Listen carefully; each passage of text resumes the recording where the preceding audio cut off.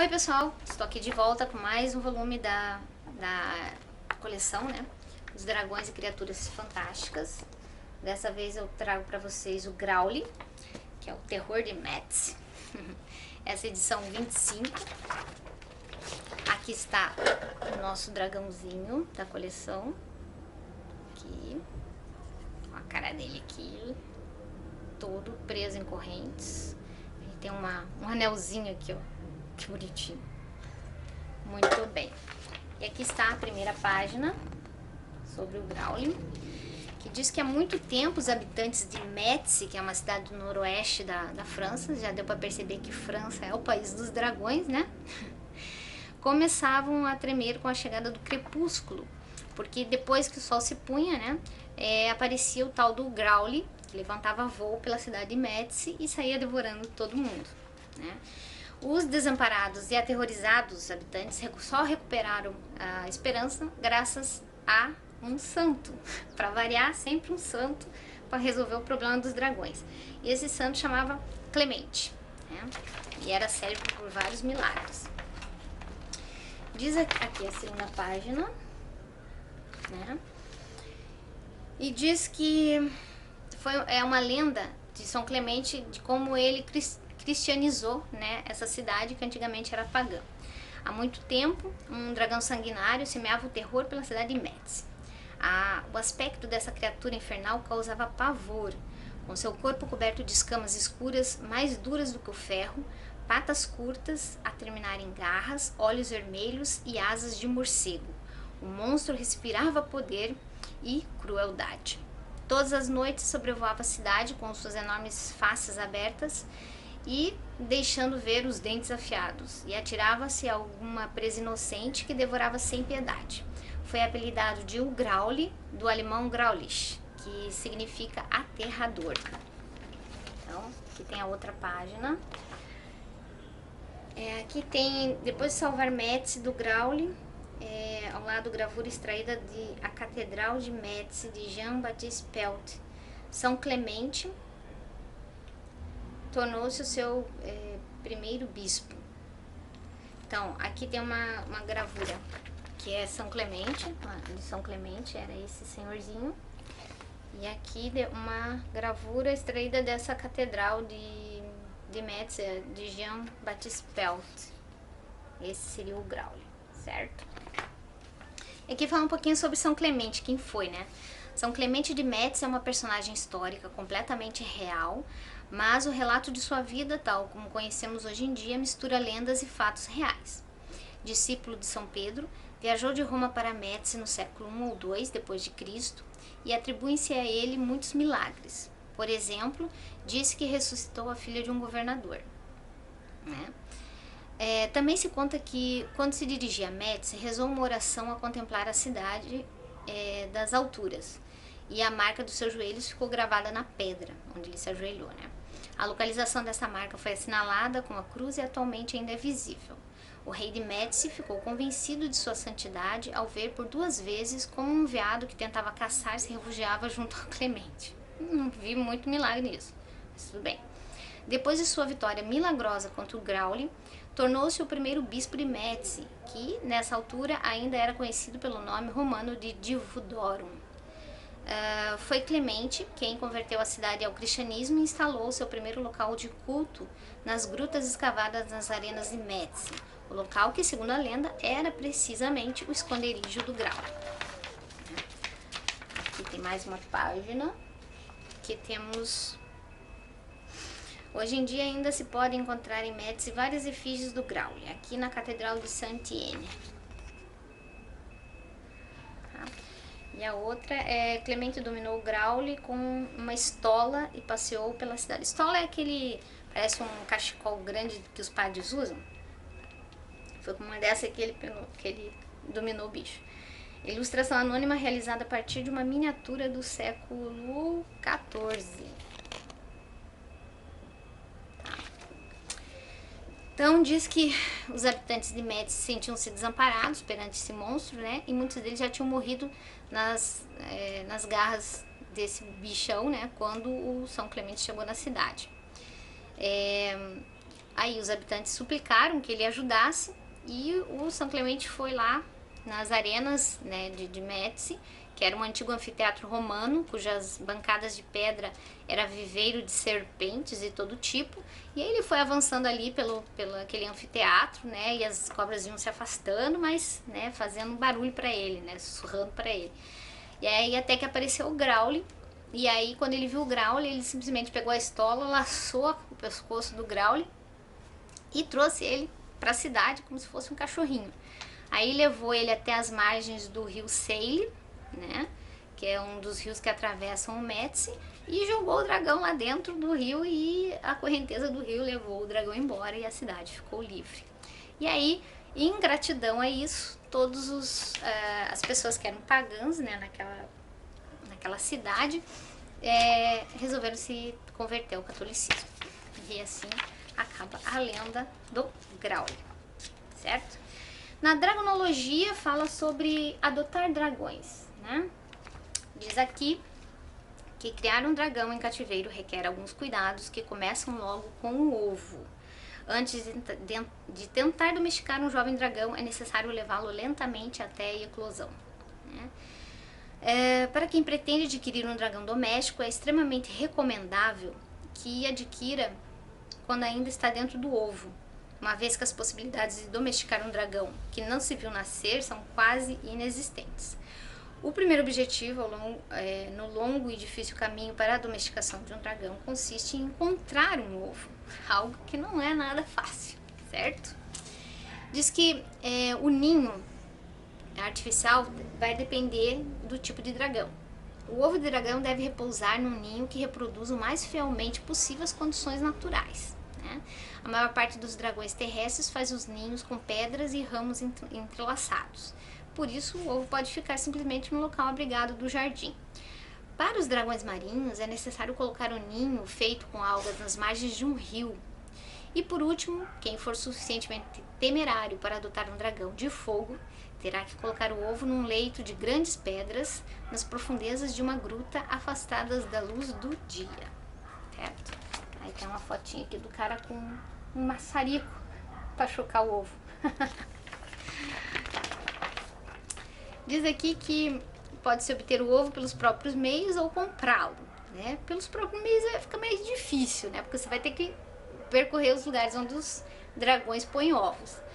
O mais fácil é você comprar, mas, né, o problema é você ter os contatos, né? Porque eles são muito raros, os vendedores de ovos, né? Assim que se dispõe do valioso ovo, é necessário levá-lo à eclosão, reproduzindo as condições naturais de incubação. Em estado selvagem, o ovo recebe calor do bafo de fogo do seu pai, né? Um efeito que pode ser reproduzido por um maçarico muito potente e com muita paciência, pois uma vez que é preciso passá-lo durante 5 ou 6 horas por dia em toda a superfície do ovo. Então imagine você ficar 5 horas lá esquentando o ovo todo santo dia até ele eclodir, sabe-se lá quanto tempo vai levar isso.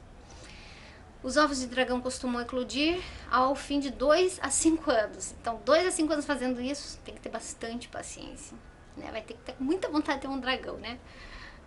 Conforme a espécie ainda, né? Como é possível que o ovo já esteja em avançado estado de maturação, quando o adquirir, deve estar preparado para a eclosão a qualquer momento, né? Pode-se saber a proximidade do evento quando se ouve uns estalidos sonoros e em breve a casca começa a quebrar.